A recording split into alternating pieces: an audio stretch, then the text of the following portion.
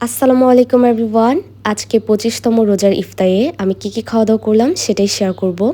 এবারের রোজায় আমার খাওয়া-দাওয়া একটু উল্টাপাল্টা হচ্ছে। ইফতারের জন্য আমি এখানে ১ম এ ম্যাঙ্গো স্মুদি বানিয়ে নিয়েছি। তারপর সাদা পানি আর খেজুর খেয়ে আমার রোজাটা ভাঙলাম। এই সময়ে আমার ম্যাঙ্গো স্মুদিটা খেতে খুবই ভালো লাগে ঠান্ডা, ঠান্ডা। তো এবার রোজায় প্রায় সময় আমার এটা খাওয়া হয়েছে। যেহেতু ম্যাঙ্গো আমার খুবই পছন্দের একটা ফ্রুটস।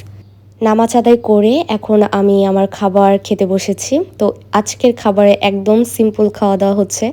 যেমন ডিম ভাজি, আলু ভর্তা, চিংড়ি মাছের ভর্তা, ডাল আর বেগুন, টমেটো আর আলু দিয়ে একটা ভর্তা করা হয়েছে এটা। এবার বললাম না যে খাওয়া-দাওয়া একটু উল্টাপাল্টা হচ্ছে। ১ম দিকে আমার ইফতার বানাতে খুবই ভালো লাগতো বিভিন্ন ধরনের। এখন যেহেতু লাস্টের দিকে রোজা, এখন আর ওভাবে আমার ইফতারি মেক করা হয় না। তো আমি আজকে ভাত খাচ্ছি। অনেকদিন পর আমি এরকম ডিম ভাজি করে বিভিন্ন ধরনের ভর্তা দিয়ে ভাত খেলাম। নরমালি এইরকম টমেটো দিয়ে ডিম ভাজি খেতে আমি খুবই পছন্দ করি। সাথে ভর্তা দিয়ে ভাতটা মেখে এরকম ডিম ভাজি দিয়ে খাওয়ার মজাই কিন্তু অন্যরকম। আলহামদুলিল্লাহ ফর এভরিথিং।